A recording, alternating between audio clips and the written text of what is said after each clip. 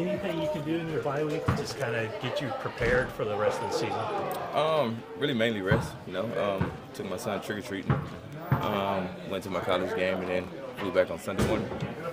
Deebo, how do you feel like the mood is this week coming off the bye with the team? We turned out here this week. Got Christian back, got JJ back. Two of our main guys that we needed to come back, and it's all hands on deck right now.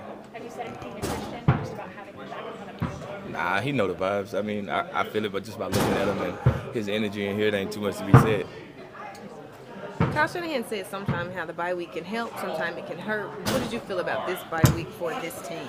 I only think it can help because, open up the window for Christian to come back. Javon came back, and, just to get a break, just to give our little body a break, kind of like we have in the end. So it's a perfect time for our bye week. And, second half of the season is like, if you go down and look for the past 5-6 years, like, that's a really good record coming off a bye week. Well, why do you think that is? Why do you think you guys have been so successful after the bye? I just think everybody, you get a clear mind, you get a break, you get a time off, and just come back and ready to go.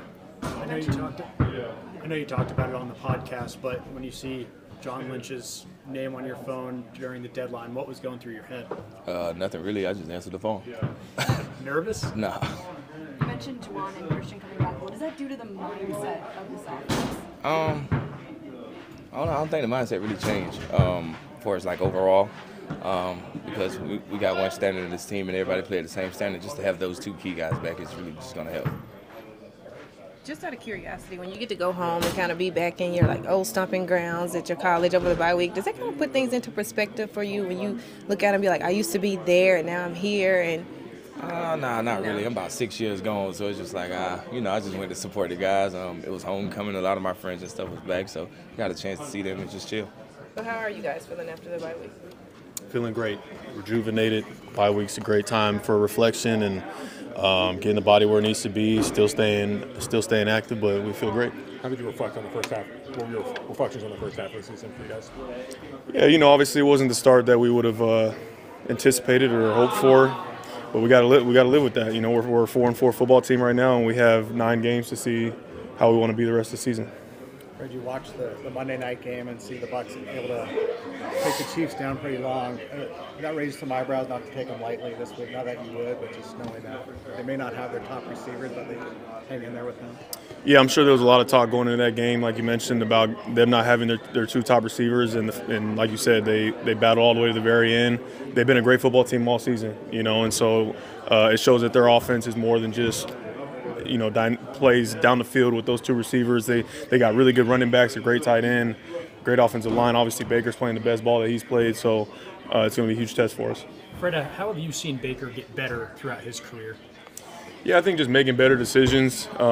He's always been a competitive cat, ever since being, in college at Oklahoma and even Texas Tech, just #1 overall pick. It's just better decision making. I feel like, the thing that I see a lot is just how hard his teammates play for him, just because of how they see that the way that he competes, and so I can respect that a lot in him. And I know he's always going to go out there and battle. The way that he can anticipate and float in a spot before a guy's even there, does it remind you of Brock a little bit? Sure. I think it reminds me of a lot of guys that run kind of that sort of offense. I look at like a Tua, over with McDaniel, kind of that same sort of thing. It is a very, timing sort of offense where if you don't hit the spot when it's supposed to, then it's going to close pretty quickly. So understanding that timing and things of that sort, and he does a great job of it. How much of this week's preparation is at all on your mind when you think about we need to string 2 wins along together? Is it at all a motivation, or it's just we just need to get a win regardless of stringing them together? No, I think it's all about one game at a time. Of course, everybody probably on the outside is going to be like, hey, we want the Niners to go on a roll, and that's natural. But the way you go on a roll is you focus on one game at a time. As you look back and assess the first half, what's the biggest thing you guys need to improve on defensively? Just execution, communication. The small things that usually mean a lot in the heat of battle. And that's something that we're going to continue to work on this week and going forward. Fred, you guys are winning 70% of the games after the bye. Is there any reason for that? Is there anything you guys work on during the bye that makes you so tough after the bye? I don't know. I mean, I would hope that we'd win more before the bye as well, but for some reason we like to make it hard on ourselves. You know, there's something about playing desperate that makes you play a little better, I guess. Just seeing Christian out there, what does it do for the morale and boost the morale of the team, the locker room? It's great, man. 2-3 like Jordan, as I say, man. He's the man. Reigning Offensive Player of the Year, one of the best players and people I've been around. You know, so it's good to just see him back out there. Did you watch Bucs Chiefs live? Yes, Okay. most of it. So when they go to overtime, are you like happy because the Buccaneers have to play more? You know what? I didn't think of that, but that's a good point. Yes, absolutely. You guys have to play 4 teams coming off the bye. I mean, are you guys even aware of that? No, not really. Okay. Not really, no. Do you care?